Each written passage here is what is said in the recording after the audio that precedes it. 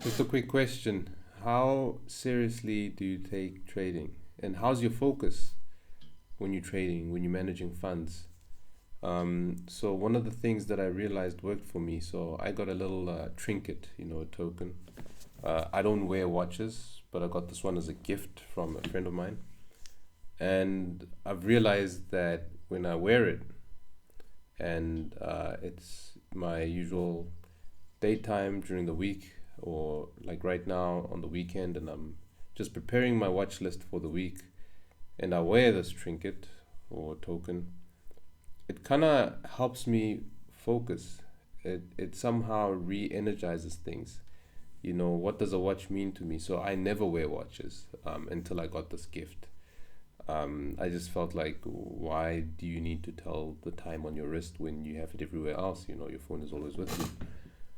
But I realized that there's a certain self image that I see as well with people who wear watches, especially for me. Usually it might say that they are successful people or business people, the kind of people that I used to work with, in corporate, higher management that would be wearing watches, So it does something to my self image when I wear that watch.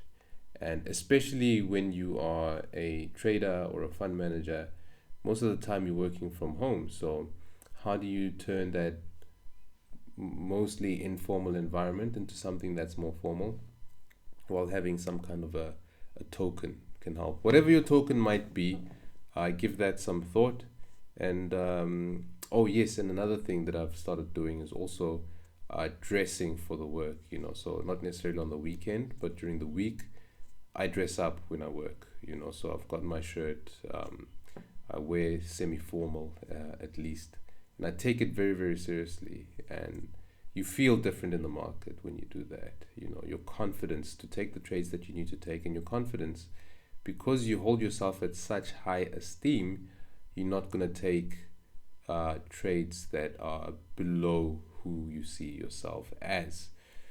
But anyway, I believe that you're here for the top three pairs that I have for this week to come. So, very, very simple pairs this week. What I'm looking for, as always, as usual. So, this one is the GBP CAD, and what I'll be looking for here is for price to push up a little bit to the upside, give us a continuation pattern here, consolidate for a little bit. And this is where I will take my position to the upside, size that up. As you can see, at minimum we'd probably get to around these areas, and then we see where price takes us with that one. The New Zealand dollar, Canadian dollar here. So what I'd be looking for is slightly different. We have tagged a very high value area there at the top. So what I'd be looking for is simple. We are trading now below this area, which is a bit significant. So what I'd be waiting for is for price to give us a little bit of a continuation pattern here. It might be small, or it might be a little bit of a larger one, but I'll just take the message from the market. Should I get the entry that I'm looking for on the smaller type continuation, I'll take that to the downside. Otherwise, I'm happy to wait for a little bit of a larger continuation here in these areas and take that to wherever price may take us. There's a lot of room to the downside here, so this would be a very, very good position that I'd love to see myself in. Pair that I haven't traded in a while, but one of my favorite pairs to trade is the Australian dollar Kiwi, and I'm looking at this high value area here. We've got the first, second. I will take a position on the third touch, right up here at the top. If I can get a rejection there, either on the 4-hour or the hourly, these type of positions for me are very, very profitable, so I'll be looking for the 4-hour entry up in this area.